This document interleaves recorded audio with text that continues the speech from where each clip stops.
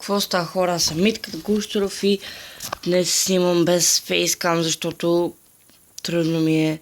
Снимах малко с фейскам, обаче се провали накрая. В смисъл, не се гледа изобщо хубаво, много мърдам като играеш, защото... Така, но все пак... Аре, да почнем от начало, добре? Това е FTS 15 или по-точно First Touch Soccer 15 и... тук събрах колко? 46 милиона и си купих Гризман, за което много си кефя. Защото ми е доста силен Гризман. В момента точно Гризман ми липсваше, защото атаката така ми е малко слаба. Добре, Вол, ще го сменя. Така ми трябваше.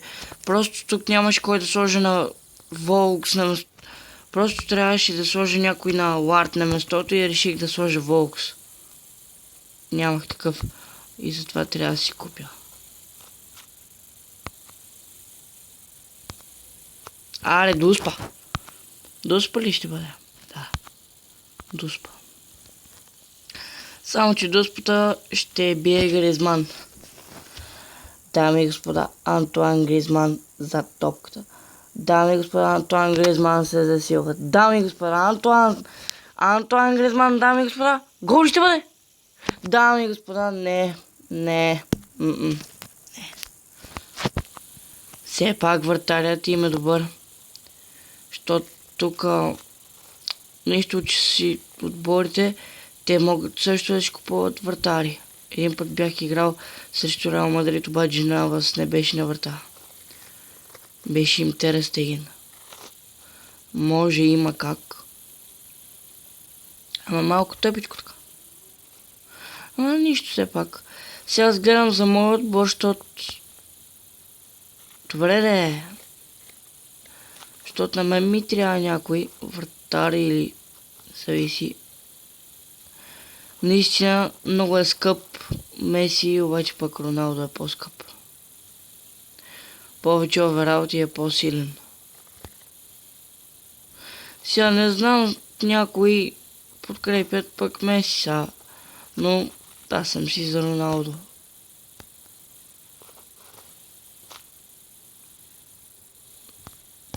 Аре бе, защото ти много насопкаш, писна ми вече. Ех, не спря да ме сопка. Ще ти дам маса на тебе и ще видиш.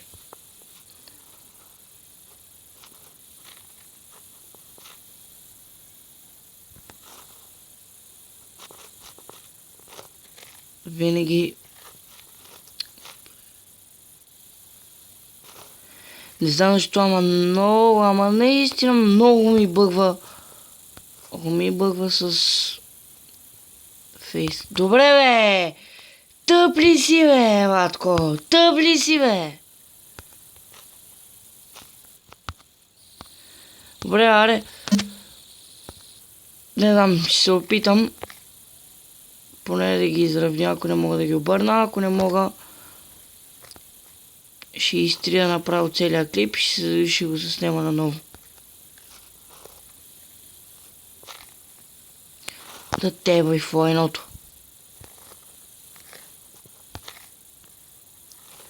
Кажи сега, как ги правиш тези номера? Как?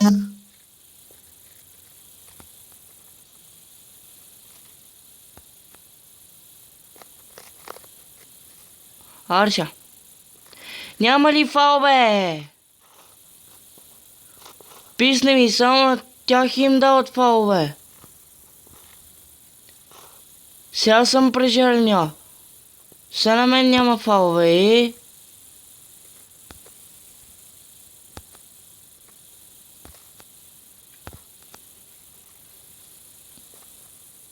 Бре, кой има то, бе? Добре, то се тъп поне да я изкара. Известен човек. Добре, бе! Що се мърдеш, бе, тъпанар?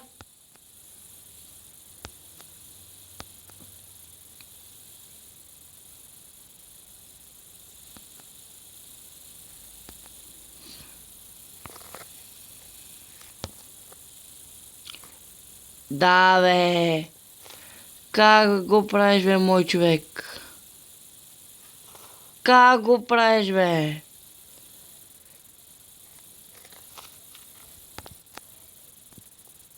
То с техния вратар, гледате ли колко е добър?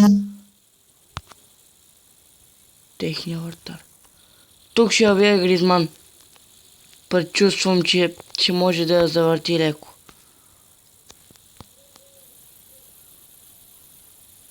Гол ще бъде? Не. То с техния вратар е много добър просто.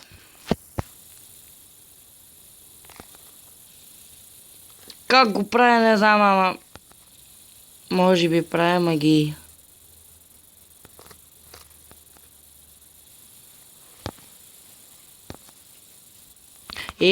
Сетне аз да им вкарам гол, май бях си изнервил. Обаче ще бъдем равни. Няма да има да успи. Тук само за финала за купата, като играем, или за шампионската лига, защото тук аз в миналия ми отбор, защото аз имах минал отбор, просто подписах договор за да влезна в този отбор, ама в миналия ми отбор ме бяха включили в шампионска лига. И още първи матч, познайте с кой се паднах. Срещу един много силен опонент. А точно Барселона. На Дъв беше на това на местото. Значи, те двамата само тези двамата, Волкс и Джът Килич, нещо си. Тези двамата ви казвам просто много, ама много, просто много ме дразнят и не мога да им намеря место в състава. Защото и сега този състав, който го използвам в момента, ми е много добър. А пък не искам да го сменявам.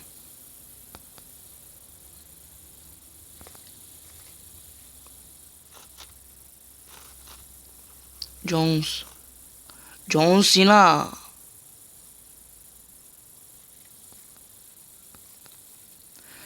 Това е Гризман. Аре.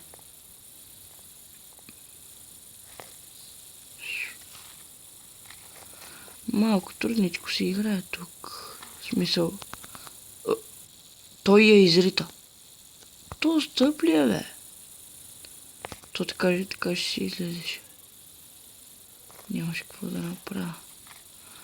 Ама няма проблем. Той ниче, ако излезеш, ще да излезе от мен. Ама след като се стъпи, няма проблем. Даже това ми е в моя полза е добро. Много се дразня, че как трябва да има фал за мен, винаги е за тях фал, или просто като трябва да има фал за мен, съдията не ми го дава. Аре сега.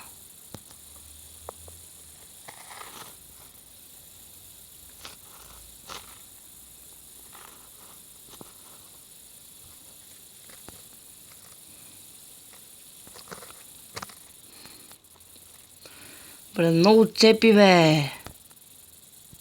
Не, бе. Ко се прецаках? Сега как ще ги настигна? Ще ми набучите един гол просто.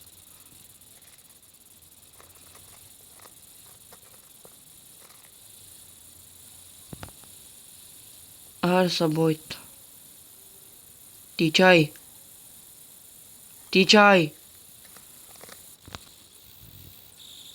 Бре, това беше по време. Да.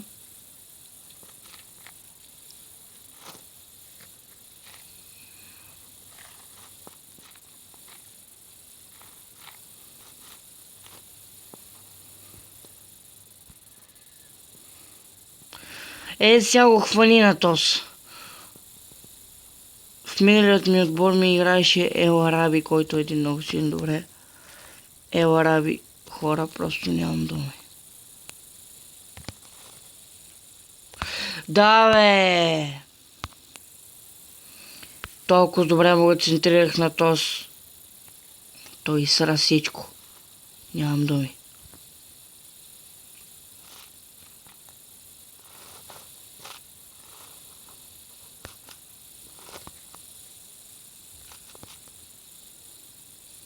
Да, бе, този беше готов да ме спане. Щях да имам доспа, обаче се прецаках. Трябваше да го оставя да ме спане. Нищо.